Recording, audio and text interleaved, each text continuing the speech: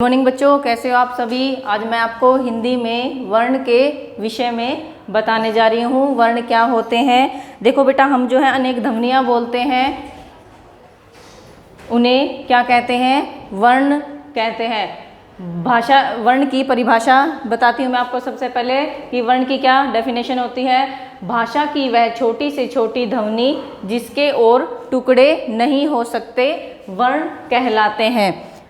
ठीक है। जैसे आप जो है आपने एक शब्द बोला हाथी, आपने बोला एक शब्द हाथी। हाथी में जो है अलग अलग जो है वर्ण आ जाते हैं। ह आता है आपका, आ, थ और बड़ी ई आती है, हाथी। ये जो सभी वर्ण हैं इनको हम जो है इनके और टुकड़े नहीं कर सकते।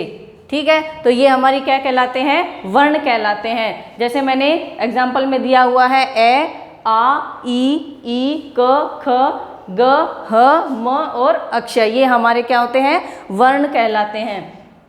उसके बाद है वर्ण, वर्णों के भेद। वर्णों के बेटा दो भेद होते हैं। पहला है आपका स्वर और दूसरा है आपका व्यंजन। स्वर, स्वर की परिभाषा यहाँ लिखी हुई है। जिन वर्णों के उच्चारण में अन्य वर्णों की सहायता नहीं लेनी पड़ती वो क्या कहलाते हैं? स्वर कहलाते हैं। स्वर जो है संख्या में 11 होते हैं। उनमें 11 कौन कौन से आपके हैं स्वर? ए, आ, ई, उ, री, ए, आई, ओ और औ, ये आपके क्या कहलाते हैं? स्वर कहलाते हैं। आगे है आपका व्यंजन। जो वर्ण स्वरों की सहायता से बोले जाते हैं वे व्यंजन कहलाते हैं।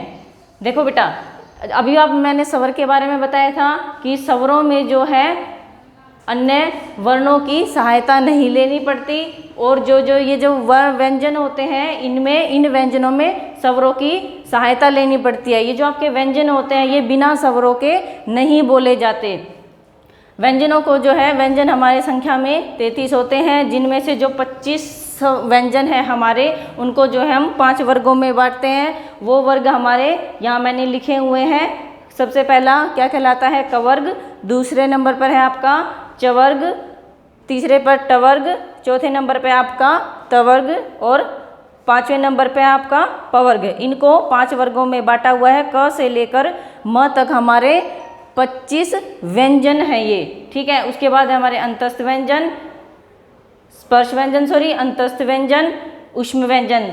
अंतस्थ व्यंजन में हमारे य, र, ल, व दिया हुआ है और ऊष्म व्यंजन में हमारे स, स और ह आते हैं। ये हमारे व्यंजन कहलाते हैं। ठीक है बेटा, अभी जो है आपको व्यंजन की वर्ण क्या होते हैं और स्वर क्या होते हैं, व्यंजन क्या होते हैं, व्यंजनों को कितने वर्गों में बांटा हुआ है, व्यंजन कौन कौन से होते हैं, इसके बारे में मैंने आपको सब डिटेल में अभी बताया है। तो सभी बच्चे जो हैं इसको अच्छे से रिवाइज करेंगे, लर्न करेंगे। ठीक है, थैंक यू।